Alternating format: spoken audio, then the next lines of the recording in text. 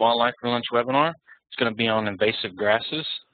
This webinar is going to be presented by Forrest Smith. He's the Dan L. Duncan Endowed Director of South Texas Natives and Texas Native Seeds. This month's webinar is made possible through funding provided by the San Antonio Livestock Exposition Incorporated and is hosted by the Texas Wildlife Association and Texas A&M AgriLife Extension. With that, Forrest, I'll pass the controls over to you, and you should be good to go. Okay, thanks, Clint. Thanks, everyone, for joining this presentation. Invasive grasses in Texas, that's kind of a broad topic and one that it's going to be hard to probably adequately cover and hit all the important points for everybody in every region of Texas. But I am going to try to skim the surface and tell you about some of the more problematic invasive grasses we have, give you some suggestions for what you can do about some of these plants if you do have them on your property, and also talk about some of the things to keep from getting them if you don't have them, and go into just all there is to know about these plants in our state. So we have this topic, invasive grasses, and many of us have them on our properties. We've had them for years, and we often get the question, what is the problem of having these types of plants? And generally, based on what we know about many invasive grasses, we know that they are detrimental to a lot of wildlife species. That's kind of a problem of scale. If you have just a little bit of these grasses, it may not be a bad thing. Sometimes it may appear that there really is no problem. The picture that I'm showing there is a group of turkeys that are hiding in a pretty thick patch of Old World Bluestem. So you think, well, how is that grass stand bad for wildlife? While it may be providing those birds a place to hide, they're going to have a hard time meeting many of their other habitat requirements, such as food, out of that area. So sometimes we have to think bigger than just an immediate observation to realize the problem with some of these invasive grass species. But again, the issues that we know are related to invasive grasses in Texas, the main one is reduced forb abundance. Forbs are synonymous with weeds or flowering plants. Forbs are kind of one of the primary producers of food, both directly through seeds and plant tissue, and indirectly because they harbor many insects. But loss of forbs in wildlife habitat can have a lot of negative consequences. The species of wildlife that we know probably the most about in relation to invasive grasses is quail.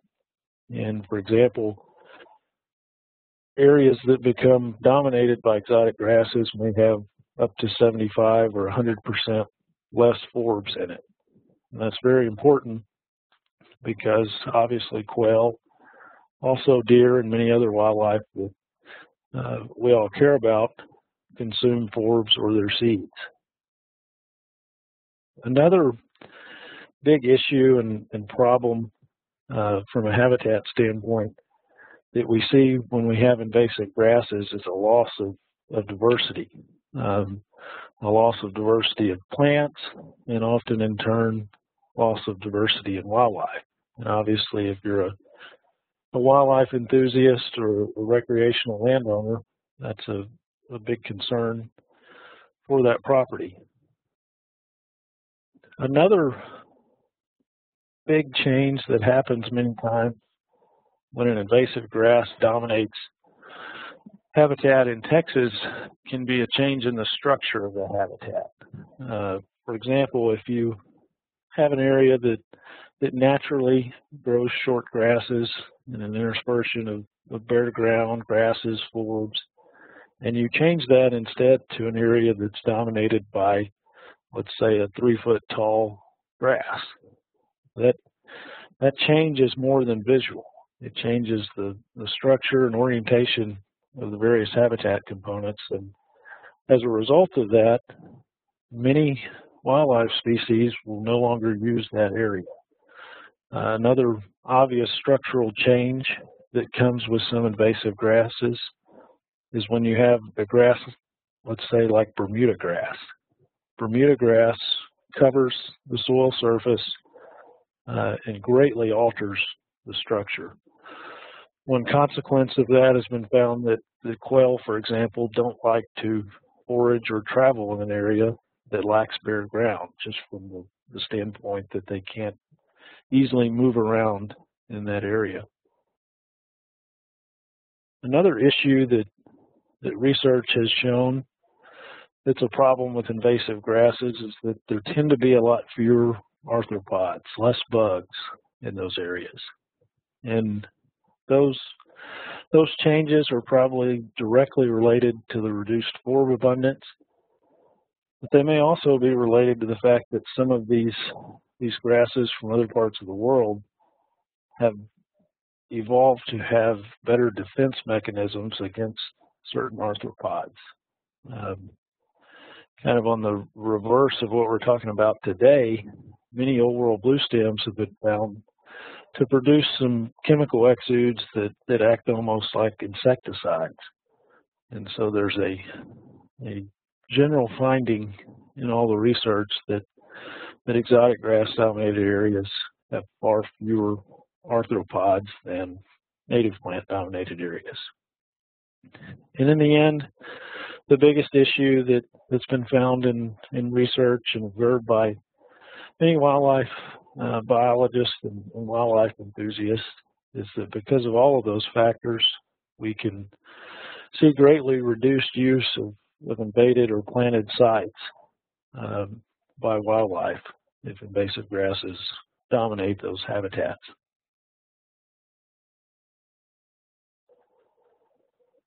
So what are these invasive grasses that we're talking about? For the most part, we're talking about exotic species, plants that in general in Texas have been brought here from Africa, the Mediterranean, India, Australia, other regions of the world. Typically, exotic plants are considered plants that were brought here by humans or that were introduced here incidentally after European settlement.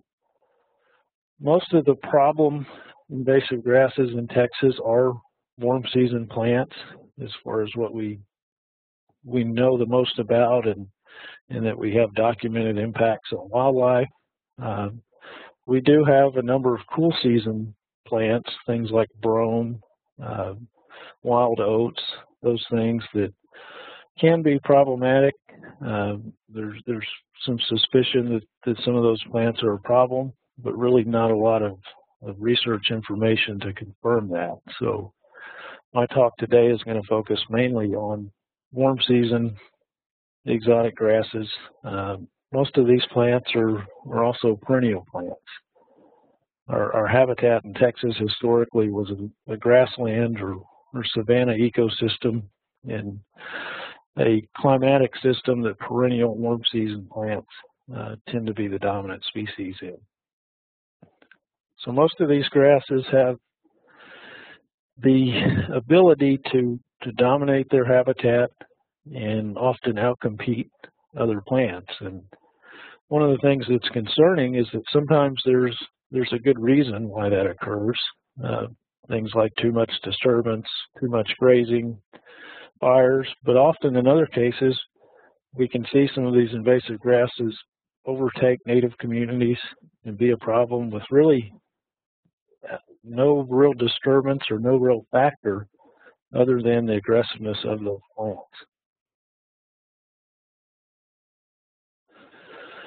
So across the nation, particularly in the West, invasive grasses and exotic plants are beginning to be a bigger and bigger problem. And part of that reason is more people, more land disturbance, more use of the landscape as a whole. You can see on the bottom of the map just a broad estimate of the percent of acreage in Texas, and we're talking mostly about the central and western portions of the state, not the forested areas in the east, but a great portion of our rangelands and our rural lands are affected by non-native plants. And in Texas, a lot of those non-native plant problems are these invasive grasses that we're going to talk about today. Areas of that map, the estimates there are probably pretty conservative. Particularly the Blackland prairies, parts of South Texas and parts of Central Texas have very severe problems with invasive grasses.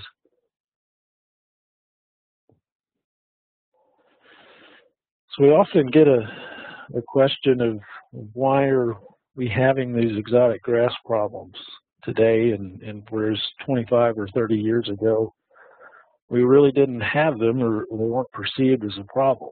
A lot of this is probably related to our land use today, and or the way that we manage a lot of rural lands today. There's been an obvious shift in land use from use of that land for livestock production versus today more and more of the landscape is used primarily for recreation, hunting, or other land uses. The other factor I think that brings exotic grasses to the forefront is we have more and more interest today in restoring native habitats for wildlife. And something that anyone who's ever tried to do restoration in Texas has probably run into is that these invasive grasses and exotic plants in general are often one of the biggest problems or holdups to being able to successfully restore native plants. And that kind of ties into why I'm here today. Obviously, the programs that I direct are native plant restoration programs, but as part of that, one of the biggest challenges we deal with is these invasive grasses. The other change that may relate to why we now have problems with some of these invasive grasses is that we have some degree of climate change, and we won't get into whether that's a long-term human-caused shift or if that's a recent phenomenon that's beyond our influence. But obviously, many portions of the state are warmer today than they were 15, 20 years ago. Many areas of the state have been subject to about a 10-year drought in one way or the other. So those factors have driven this, and they may be things that we have very little control over. We also have an awareness now of the scale of invasive grass problems. As more people become cognizant of wildlife value of their property, they've learned about and become concerned about these issues. We still don't know necessarily the severity of the problem at the statewide scale. We have bits and pieces here and there, but as time goes by, hopefully we'll learn more about the severity in all regions. And of course, we know some impacts, and we hypothesize about many others. That's kind of a challenge of talking about this is we lack much true knowledge about some of the potential impacts of these invasive grasses. So again, we today perceive a problem that probably 20 years ago was not really thought of as a problem. And a lot of that is wildlife use of the landscape versus livestock land use. We have the problem today of not only overgrazing, which is still a problem in the area, but likely undergrazing. On many ranch situations, invasive grasses were not historically a problem and didn't invade the landscape because grazing acted as a control or limiting factor to some of these grasses really taking over. We also have a lot more appreciation today of biodiversity, and invasive grasses obviously tend to limit that. Today we also have some other land uses that are problematic for invasive grasses, one of those being much increased energy production, whether it be from oil and gas exploration, wind farm construction, power line construction. All of those disturbances on the landscape tend to favor many of these invasive grasses over native plant species. But again, all of these issues are very regional and very specific to the species of exotic grass that you may be dealing with. Obviously in South Texas, if you know anything about our research program and in our work, we have what we know to be a pretty severe problem with many invasive grasses. If you are, let's say, in north central Texas or the Panhandle, you may have much less of a problem today than we do, but this is still a good topic, I think, to be aware of. So there's also some future concerns that relate to invasive grasses, and one of those is fragmentation of the landscape. Something that we commonly see today are large ranches being subdivided, fenced into smaller tracts, resulting typically in more roads, more management effort even. And something we see is that with a lot of the soil disturbance associated with that, grasses like Old World Bluestem, that's shown in this picture here, tend to thrive in those disturbed areas. And so maybe 30 years ago, the area where this picture was taken had very little Old World Bluestem. But today that it's been broke up and fenced and there's more roads in it, you have more opportunity for a grass like that Old World Bluestem to invade and be a problem.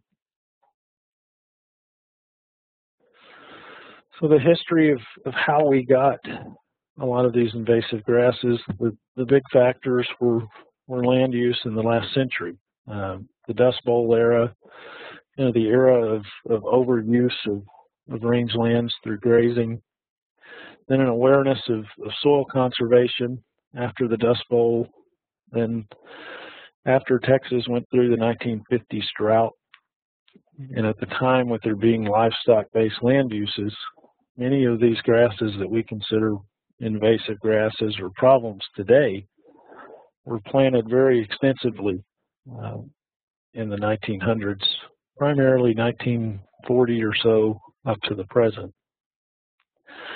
Many properties planted these grasses through cost share programs with the federal government, and they were thought of as a very positive thing at the time.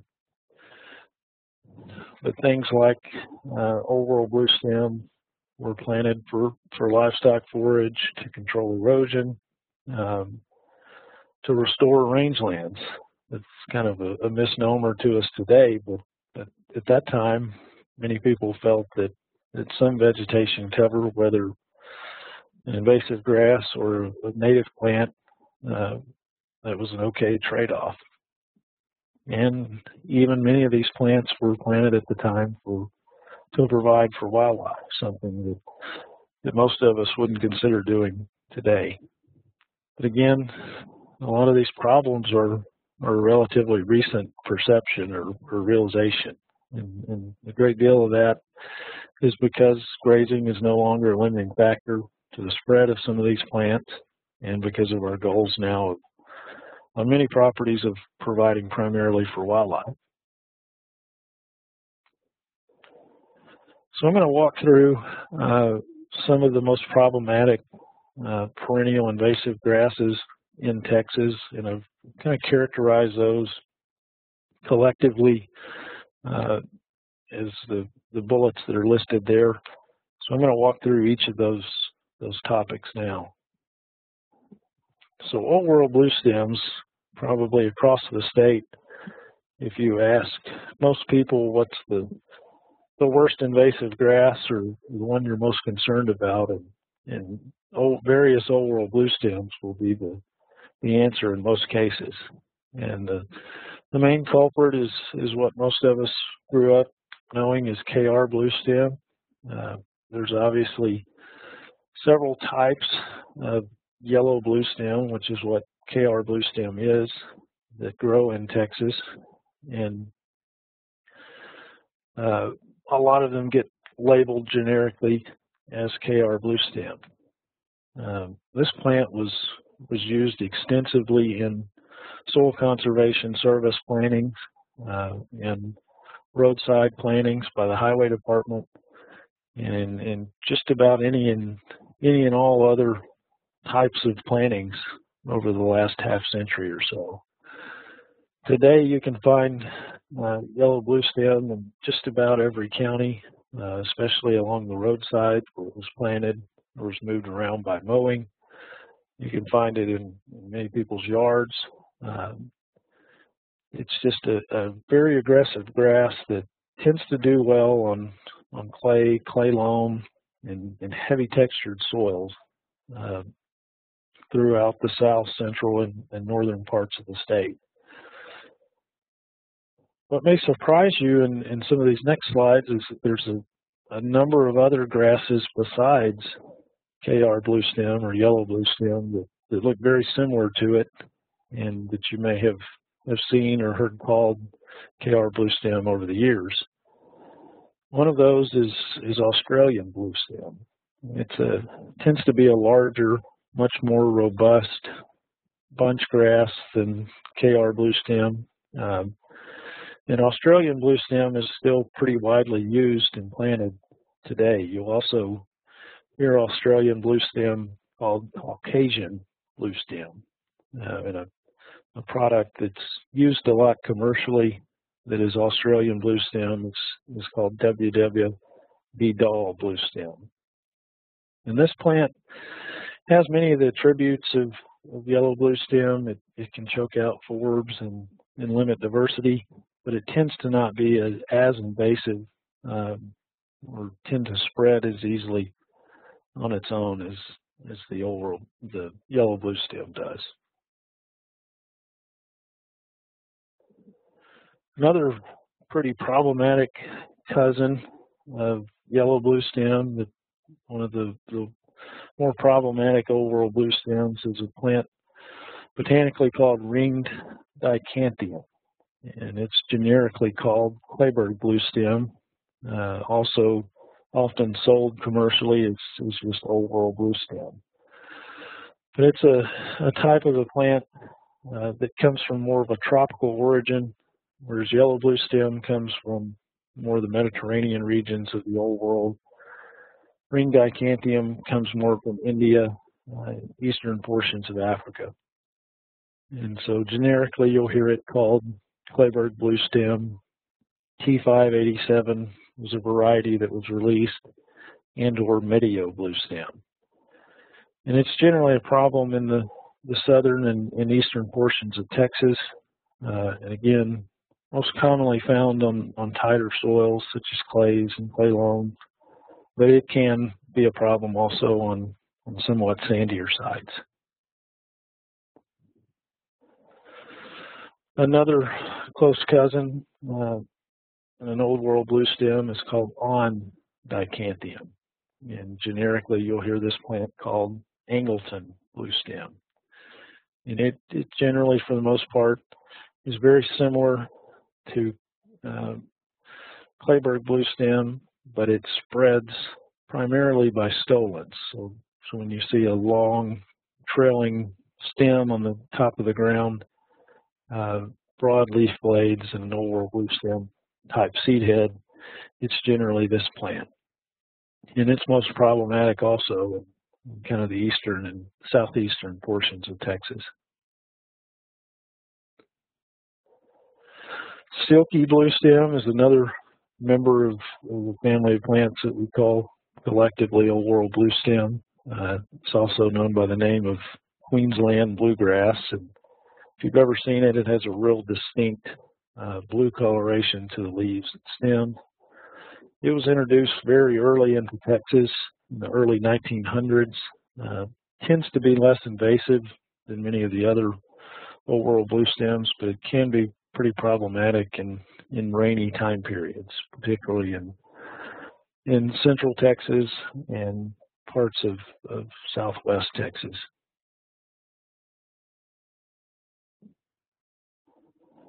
So the next kind of group of invasive grasses in Texas I'm going to talk about are a couple of bluff grasses that are African in origin. The biggest bluff grass problem as far as invasive grasses go is probably Laymen lovegrass. And Laymen lovegrass was brought to Texas by the SCS and by seed companies in the 1940s, 1950s. It was used pretty extensively on roadsides in the western portion of the state, and also for forage production and soil stabilization, particularly on sand and sandy loam soils. And today, if you get on a sandy loam or a sandy textured soil in many portions of the state, you'll find this grass in some amount or another. It tends to respond really favorably after droughts, after severe grazing, and or after wildfires. So that can be a problem anytime you have some type of disturbance like that. Laymen lovegrass has been shown to pretty severely affect and change the way some birds and small mammals use certain landscapes. Another lovegrass that occasionally causes problems and behaves invasively is a pretty widely used plant today called Wilman lovegrass.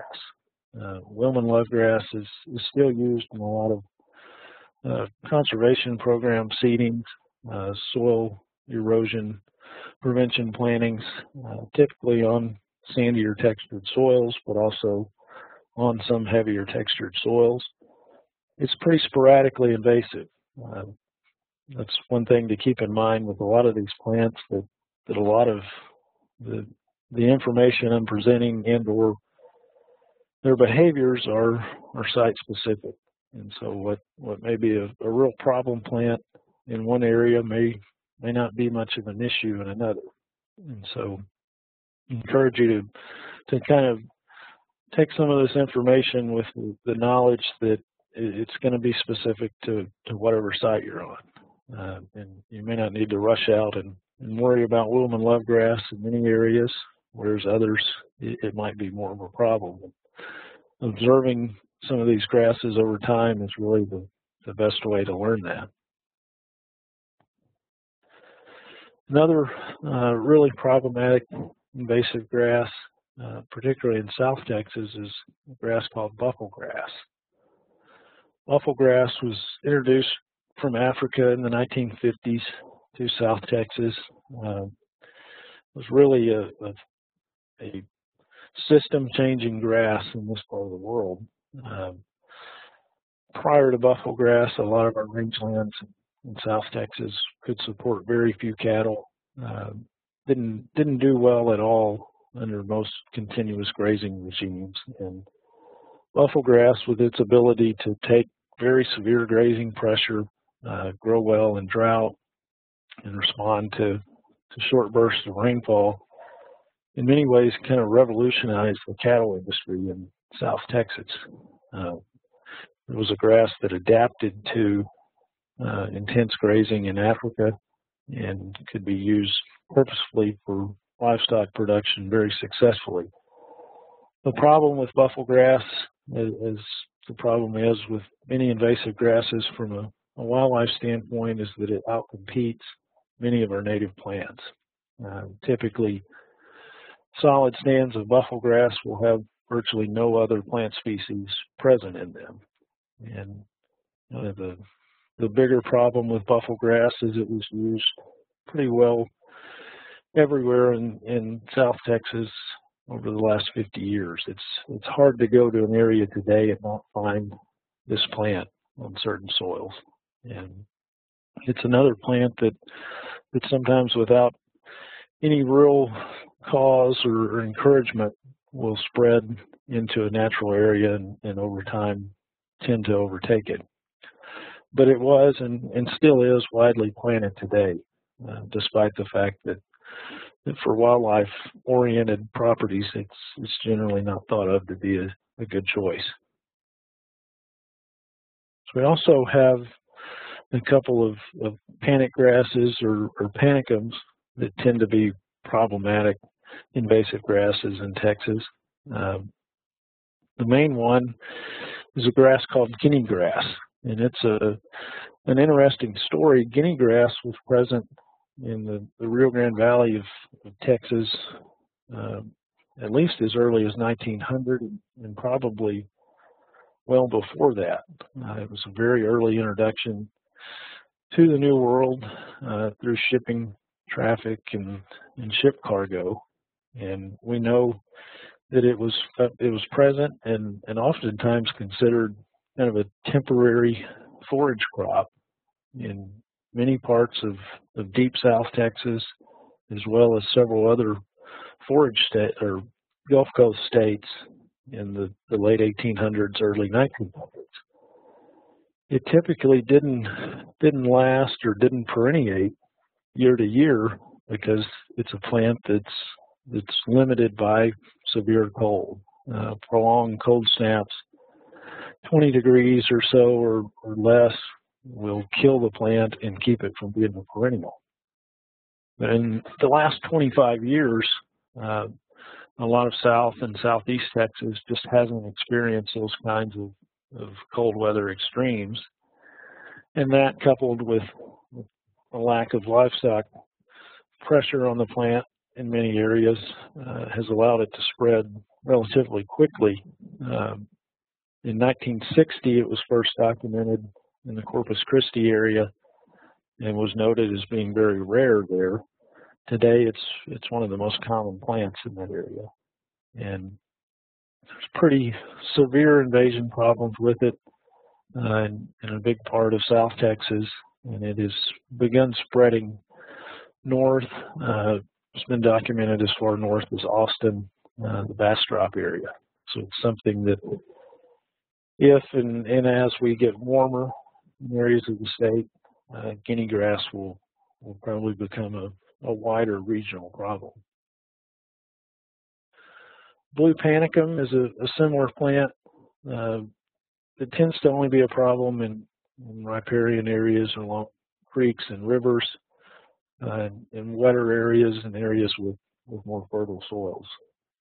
If you've ever tried to do restoration work in parts of Southeast Texas along those type of areas, it can be a problem to deal with.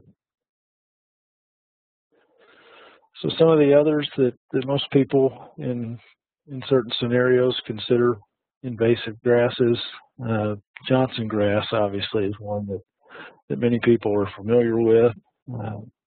Johnson grass is typically an agricultural weed or a common field weed. It many times isn't a major problem on rangelands because of the absence of soil disturbance, but in certain areas, particularly Blackland Prairie, parts of the Edwards Plateau, it can be a pretty problematic invasive grass. Another one that just about everybody knows is Bermuda grass. Solid stands of Bermuda grass are obviously a problem for plant diversity. Many of the reasons livestock producers and pasture people like some of these grasses is the exact reason why they're poor for wildlife. But Bermuda grass has different invasive tendencies depending on where you are. More temperate and or wetter areas of the state have more problems with Bermuda grass than the drier parts of the state as you move east to west. But it's a difficult grass to control because it can reestablish both from pieces of the plant from the stolons or rhizomes and from the seed. And so once you have it in an area, it can be really difficult to control get rid of. So before I get into this slide, I wanted to go over a few other grasses that I didn't include today that we sometimes get questions about from an invasive grass management standpoint. One of those is giant cane, or what a lot of people call a rundo. Again, it can be a problematic plant in wet areas, particularly along big river systems. Some of the others that you may have heard of, things like Mediterranean lovegrass, Kogon grass, Rhodes grass, some of those plants are locally problematic, but are not generally distributed over a big enough portion of the landscape to be a huge problem. Another thing to keep in mind is that in no way are exotic grasses always synonymous with being invasive grasses. There's a number of exotic grasses, some of the ones that I've gone over, that in particular areas are not really that invasive and not really something to worry too much about. I've jotted down this morning there's about over 700 grass species in the state. Only about 65% of those are native. So there are a lot of introduced or exotic grasses that occur here that are not all that problematic. And many of those are forage, crop species, also ornamental species. But the thing to keep in mind is that often with any introduced plant, we don't have a real good idea of how it's going to behave in our natural systems over the long haul. And so there can be a risk with some of these introduced plants that we don't consider being invasive today, that they could be a problem years down the road. A plant like Guinea Grass is a really good example of that, and something to think of. So the top 10 concerns, at least as I consider them, over a lot of these invasive grasses, and the first is that they will and can form monocultures. And just in general, a monoculture of any plant is not a positive thing for wildlife. Another concern is that if we use them for a purpose in one site, they tend to have the ability to spread from that site to adjacent areas that we may not have wanted those invasive grasses on. And that's a concern for those that do use these plants for certain uses. You should be aware that they can move. Again, we lose forbs in many invasive grass-dominated systems, which is a big concern for wildlife and larger factors such as pollination in the ecosystem. As livestock production has decreased in many areas, the productivity from a forage standpoint of some of these invasive grasses results in a lot worse fire danger. These plants tend to grow larger amounts of forage or biomass. Again, that was the reason they were brought here, and that accumulated fuel can result in more fire danger than a native system would have. With some grasses, particularly some of the old world bluestem grasses, we know today that they're pretty poor forages.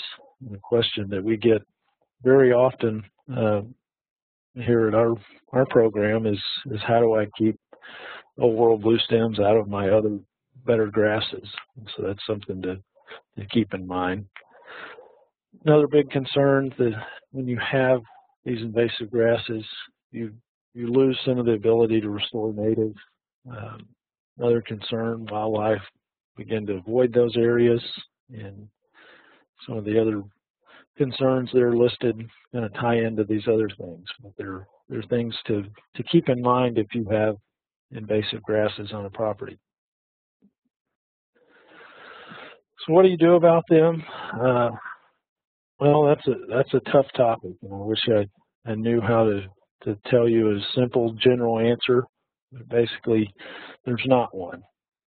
Controlling each of these grasses is kind of a different game and gets into very specific management techniques and efforts, but many of your typical land management practices that are available are the same things you're going to use to try to control an invasive grass if you have it.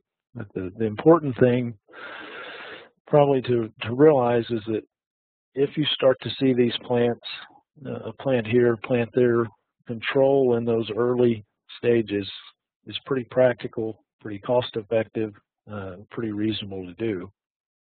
Once you have a large infestation where the whole pasture is covered in one of these plants, it becomes very difficult and very expensive to effectively change that.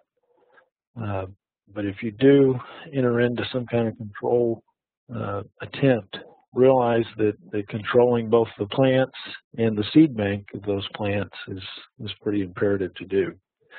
On large properties or big pastures, grazing is hands down the most economical and effective way of controlling populations of many of these invasive grasses.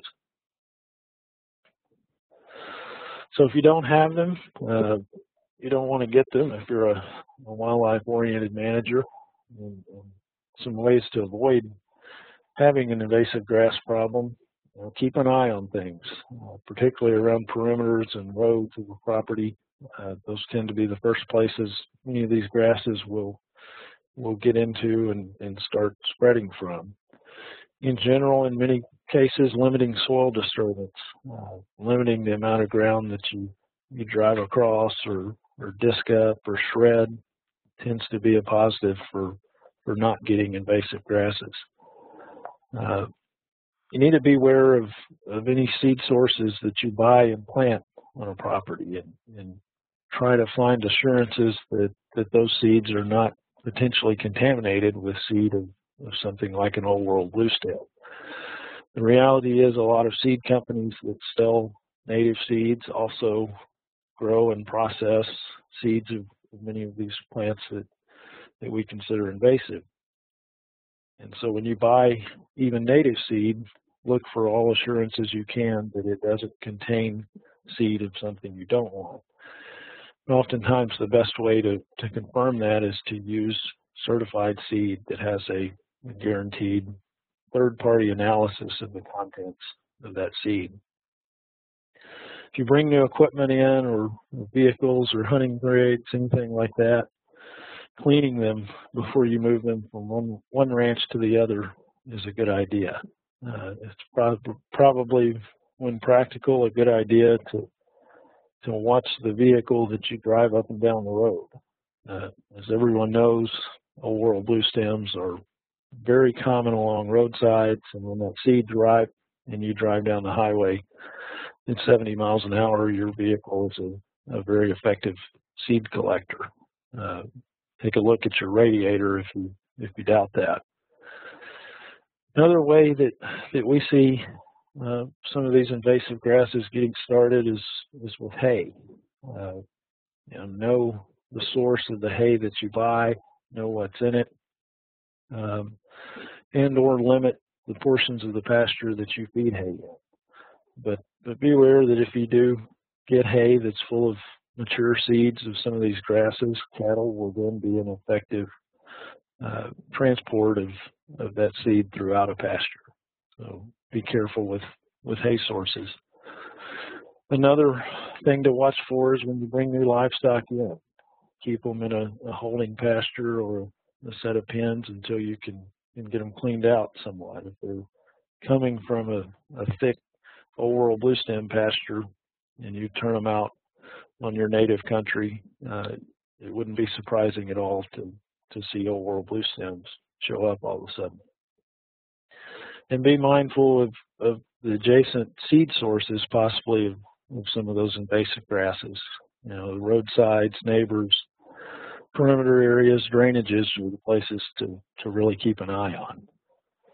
Another really important thing from a land management standpoint is if you do have some type of disturbance that requires reclamation, in most cases try to get control of doing that work yourself.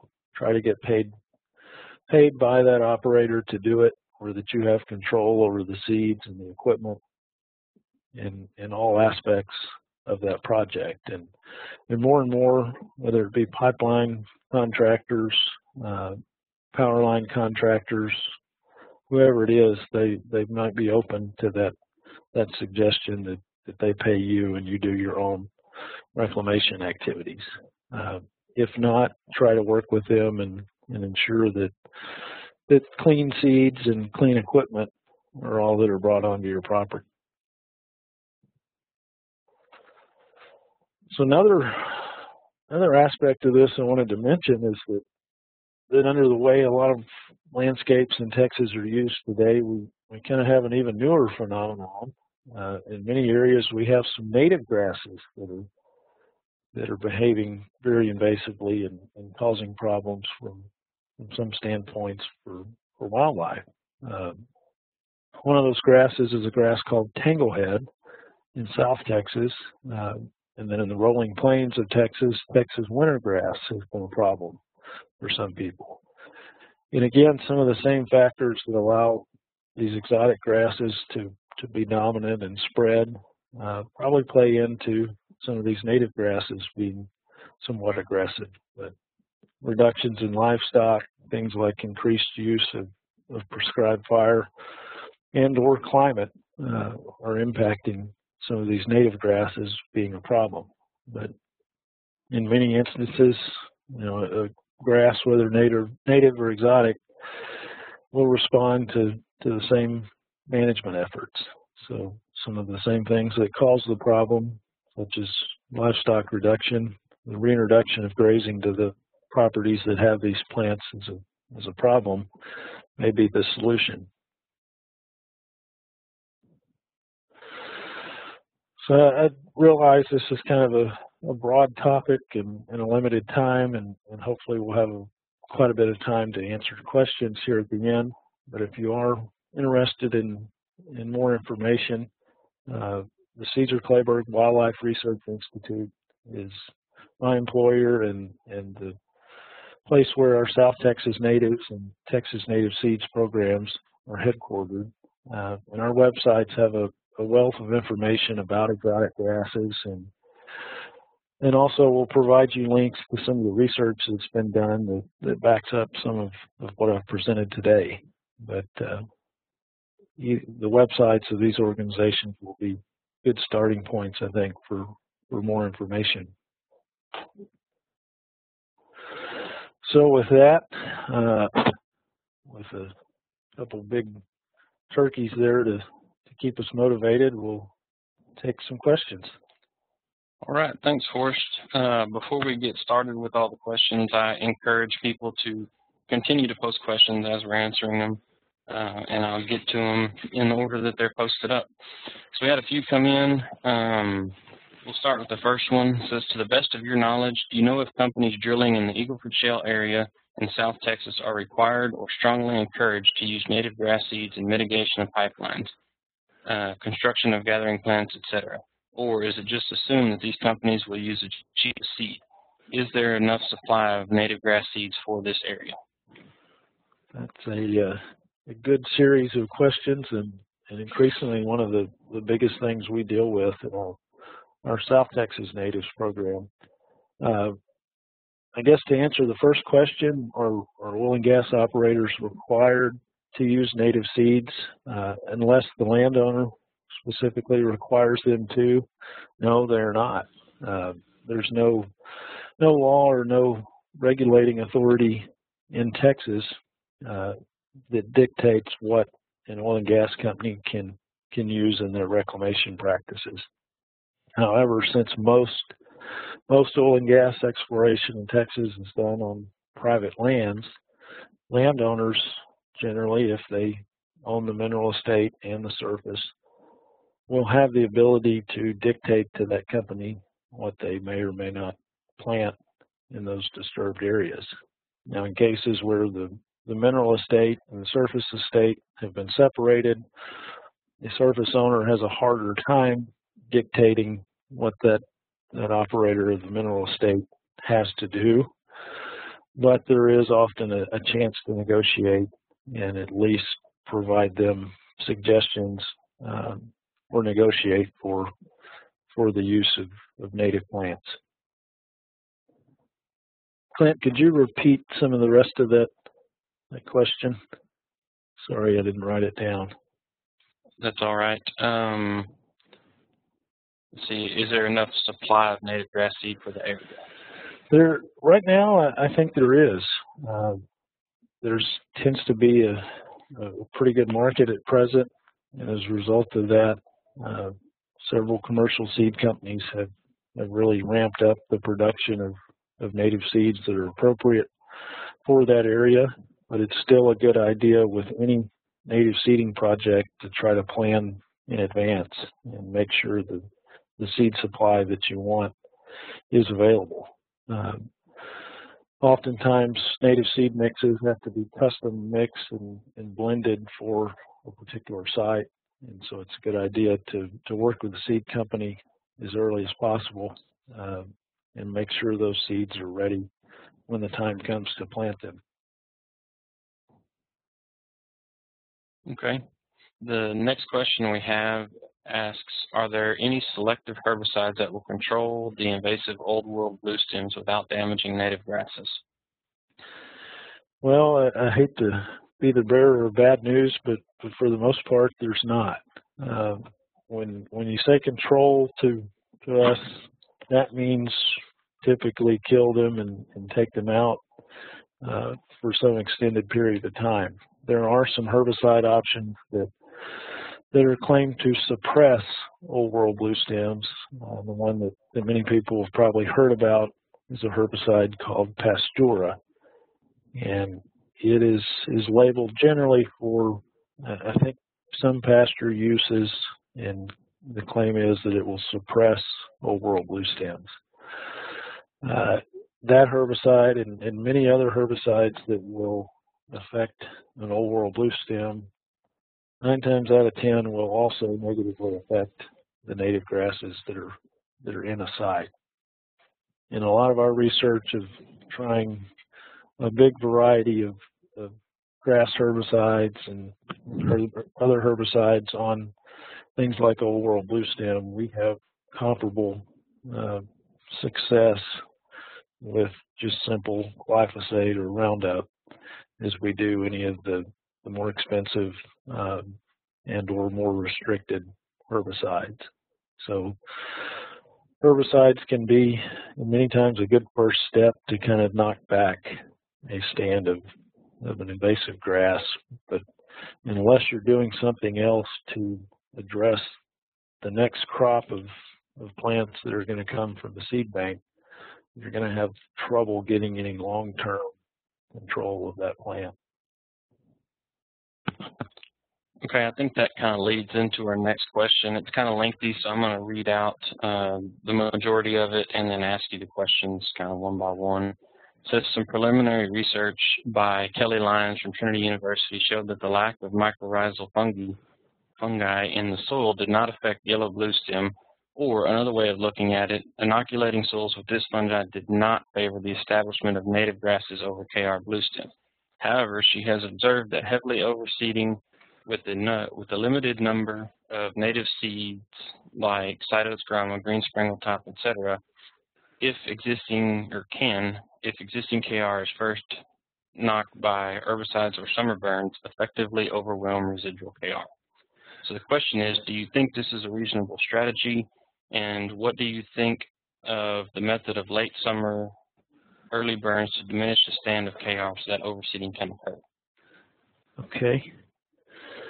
Well, as far as overseeding goes, if an established stand is effectively controlled, overseeding is obviously usually going to be part of the process of restoring it. I would be cautious about trying to do that until you're just near certain that you've controlled the seed bank of something like KR bluestem that was there. From a practical standpoint, those results would probably need to be looked at from a cost standpoint too.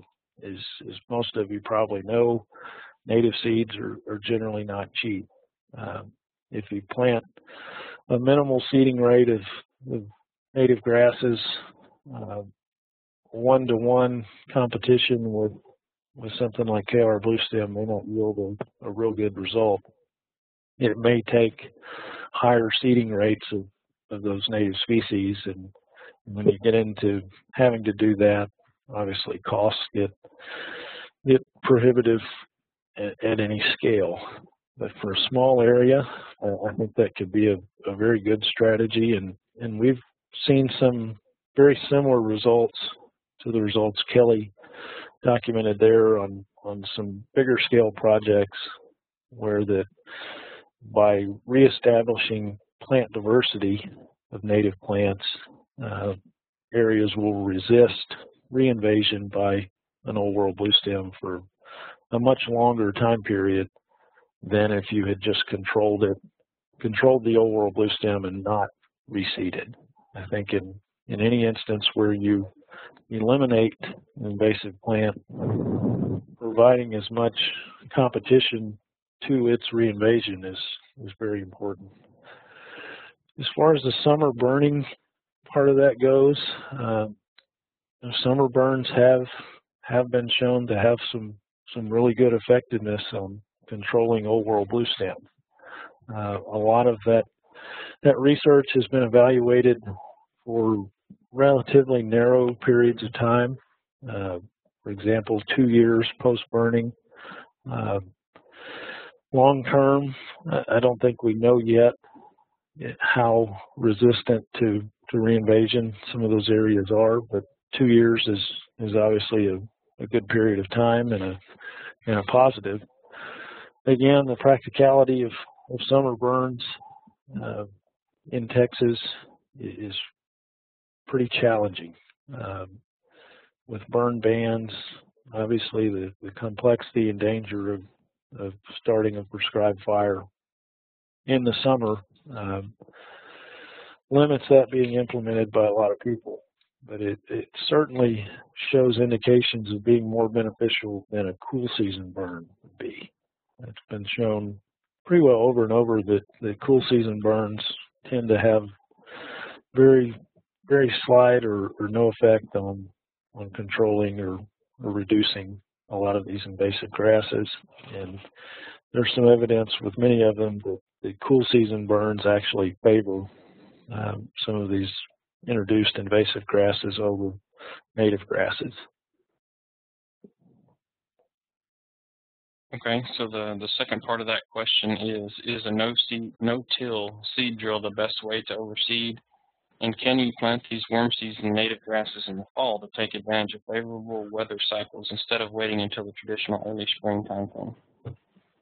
No-till seeding is a technique that works and oftentimes is a good option if you've controlled existing vegetation with a herbicide and or fire.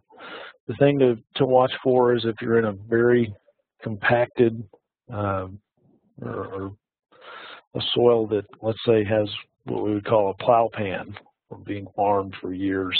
No-till seeding in those cases, you might get stands of plants up, but you wouldn't have a good enough seed bed for them to establish in. But where you do have a seed bank of an invasive grass, if you can control the plants that are there with herbicides and then no-till drill into that, it can work well. You can get some native plants established without having to redisturb that soil and potentially allow deeper invasive grass seeds to germinate.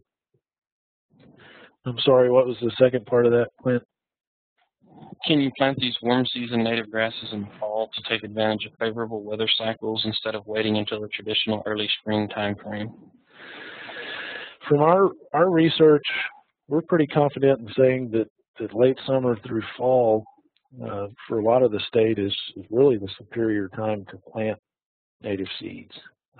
We get our best results over the last 10 years or so when we plant from about the end of August through September. So absolutely, I would recommend that. seeding is obviously another whole nother complex topic, but you want to do seeding when you have a likelihood of rainfall, and in much of the state, late summer through early fall has been when we've had the majority of our rainfall in the climate cycle that we're in today. I wouldn't discourage a spring seeding if you have things ready and have moisture to work with, but I think a fall seeding, at least in the weather pattern we're in now, has been the most successful for us. The other thing that goes into that, when you're dealing with these invasive grasses, most of them are pretty cold weather sensitive, so they don't grow well in the winter or cooler parts of the year, whereas many of even our warm season native grasses are able to grow somewhat through the winter and late into the fall and very early in the spring. So there's some, I think, good rationale behind timing things that way. Okay, and in regards to seeding, do you recommend a sowing rate of 15 to 20 pounds per acre if invasive species are reasonably controlled beforehand? That's one of those questions that totally depends on the seeds being planted. Native seed sizes and seeding rates for various species vary a huge amount. You have some seeds that they'll literally be 2 or 3 million seeds in a pound. Others where there may be 50,000. And so the seeding rates for those two plants would be very different. Seed is almost always sold on a percent pure live seed basis, which will translate back to, in the end, in a seeding project, the number of live seeds per square foot that you're going to plant. We've done some research on whether standard seeding rates or up to 5 times the standard seeding rate is best for getting a stand in an area where you have an invasive grass. And truthfully, we haven't seen a lot of impact of greatly increasing those seeding rates. Part of that is just simple biology that a given piece of ground can only grow so many plants. I think in general, if you're dealing with a previously invaded or an area that has a lot of invasive grasses, increasing the seeding rate up to maybe double your standard recommended rate could be a positive thing, but there's obviously the trade-off of cost. Your cost will go up proportionally to how much more seed you use. But I wouldn't get caught into the mindset that in all cases more seed is better. As far as we know, that simply just isn't the case. There's generally a pretty good average seeding rate that's based on 20 live seeds per square foot that, if you get rainfall, will give you a pretty successful plant stand. All right, and the last question we have is, in Llano County, we saw a big increase in Texas wintergrass after 2011 as other native grasses died off or were suppressed. Is this a cyclical phenomenon, or will these dense stands of wintergrass suppress the recovery of more diverse native species as climate conditions change? That's a really good question, and I think is taking into account the factors that are driving that occurrence. But I would tend to think that it is a cyclical kind of phenomenon.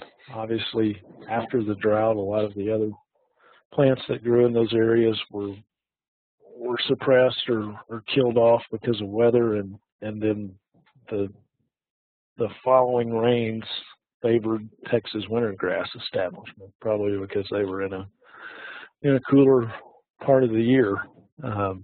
Texas wintergrass on some sites can be pretty dominant, and it may take some kind of management effort to more or less suppress that grass and push things back to the way that they were. All I could say to do would be to experiment with some different ways managing that. And one that I would look pretty closely at is grazing, possibly with sheep. I think sheep tended to have a pretty solid impact on Texas wintergrass historically. And one thing that is very different about many of the areas where Texas wintergrass is a problem today is the absence of any sheep and goat grazing. Just something to think about. Cattle might also be a good tool to try to shift from that dominance.